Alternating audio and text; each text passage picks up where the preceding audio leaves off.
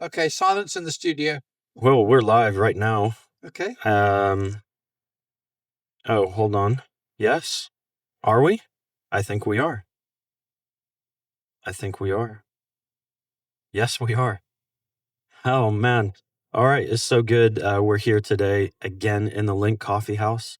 I'm Lem, and this is Compassion with Lem Turner. And today we have a special guest with us. This is the Right Reverend, just Reverend Nick Gray.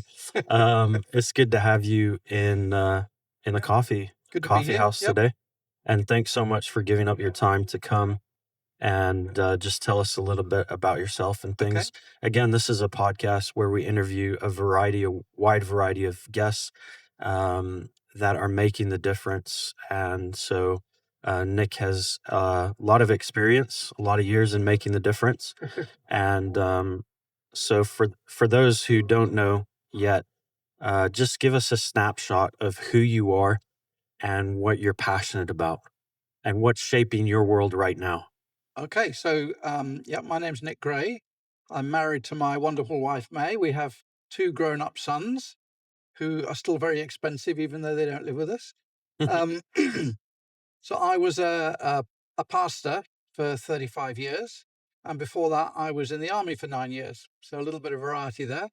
And then we moved to Wales after COVID in 2021 and joined the wonderful Compassion Church here in Bridgend.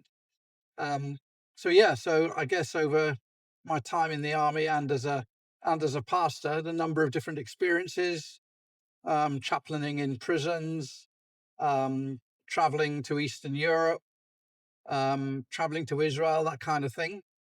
And I think over the years, my uh, one of my passions is when I read the Bible and I read about the people of Israel, the Jewish people, and the fact that God chose them not because of anything they'd done, but he chose them to be his own people. Mm-hmm. And when Jesus came and brought in a new covenant, we were able to join in with that. And so we're all part of God's people now. Yeah. And so I've taken tours to Israel. My wife and I have holidayed in Israel several times. And so that's one of my big passions. Yeah.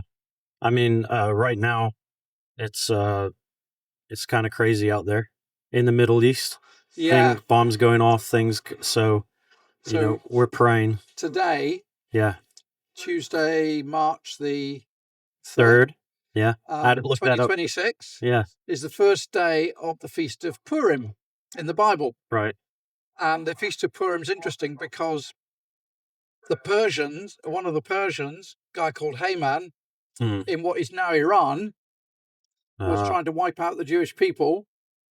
And over the time of Purim, the God turned the tables and the Jewish people wiped out Haman. And right now, the Ayatollah of Iran was trying to wipe out Israel. And 3 days ago, Israel wiped out the Ayatollah of Iran. Yeah. So I kind of find an interesting It's very coincidence. Yeah.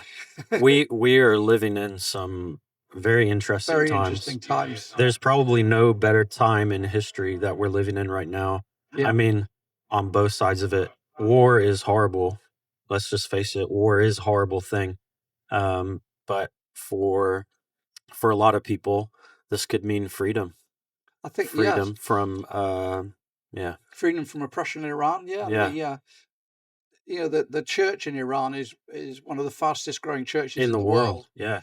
and I pray God that in the next few weeks they'll see complete freedom Yeah. to worship as they want to. Yeah.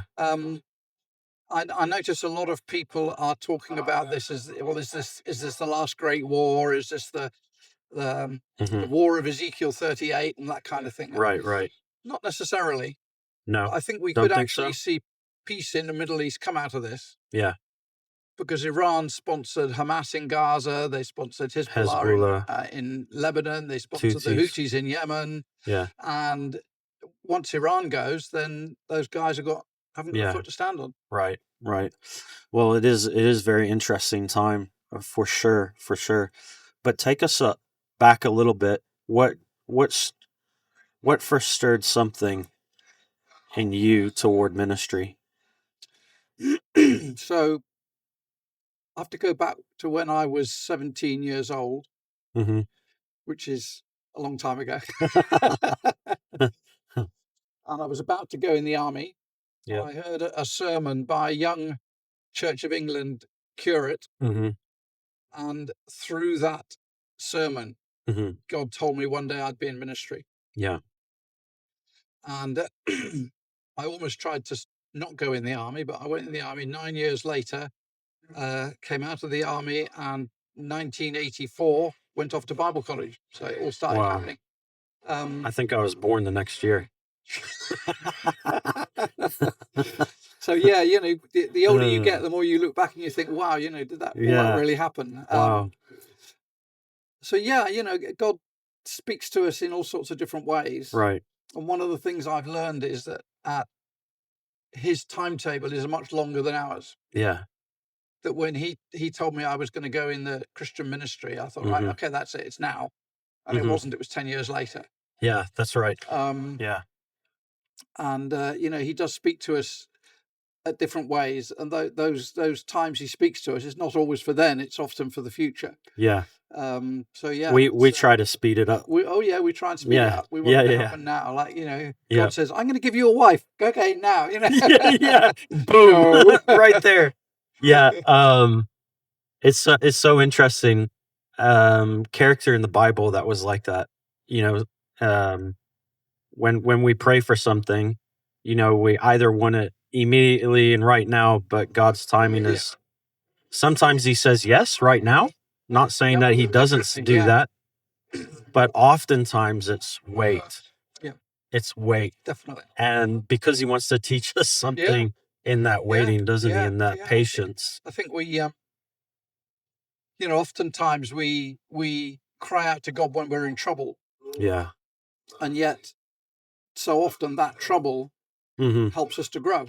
Yeah. It says is it James, or it says, when you have trials, they Yeah. they develop perseverance, which develops character, which develops hope in your Yeah. life. Yeah. So I think we went over that in Romans too. Romans as well. I think we did. Was it Yeah, Romans 4 or 5? I can't remember. something like that. So We're doing that as a yeah, church right now. yeah. So The trials that God allows to happen in our lives, a lot of which, it has to be said, are our own fault.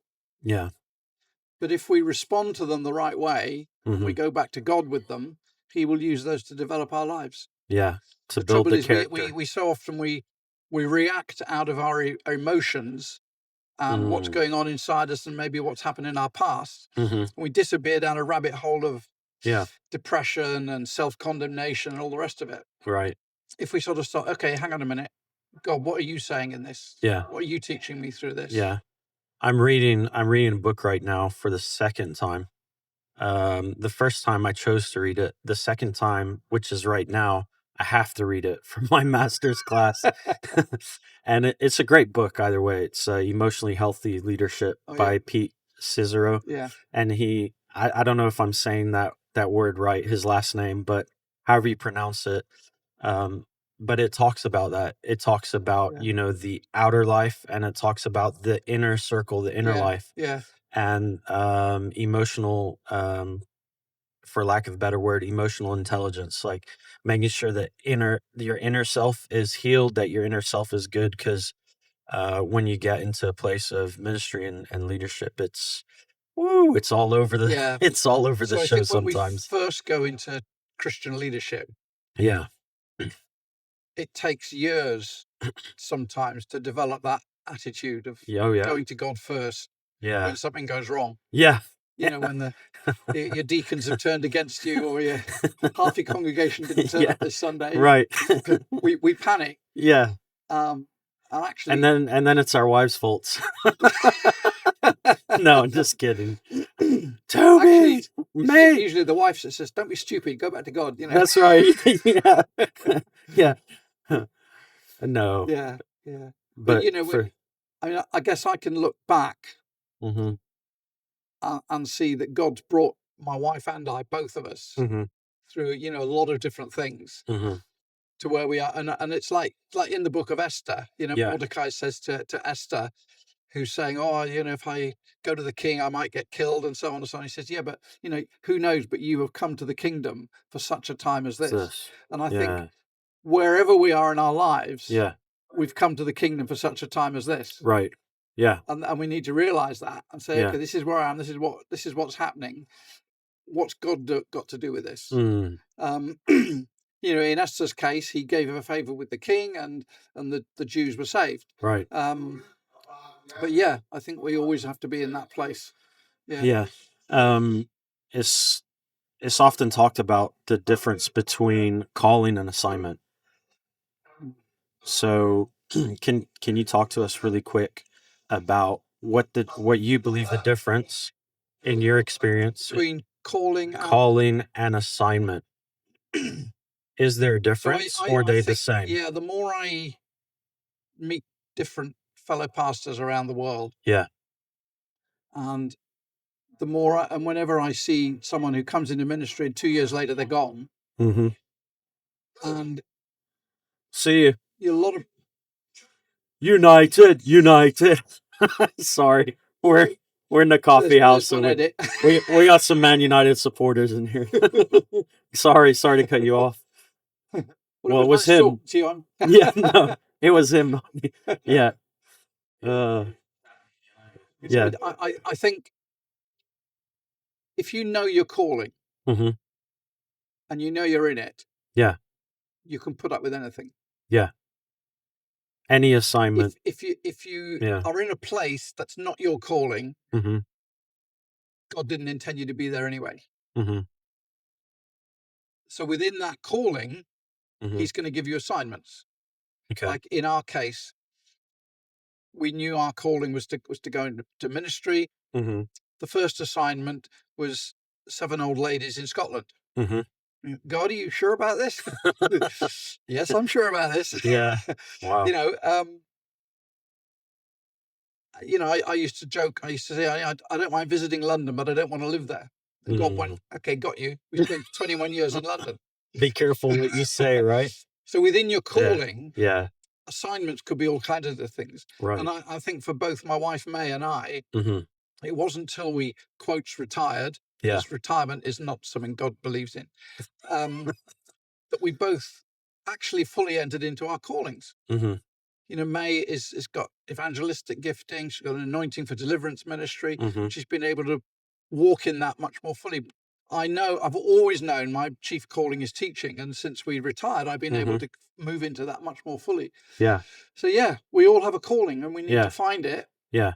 And then walk in it. Yeah. And wherever then it takes us. yeah. And I think those are the assignments, for Jonah, his assignment was, I want you to go to the Ninevites. That was what we call in missiology, in the study of missions, that was a specific targeted people group assignment. Yeah. And, Jonah's calling was obviously to do the will of God. I think that when you talk about general calling for all disciples of Jesus, our general calling is to do the will of the great rabbi Jesus and God. And so God told Jonah, I want you to go to the Ninevites. And Jonah was like, those horrible people, like, I'm not going to do, I don't want that assignment, but he had to follow through.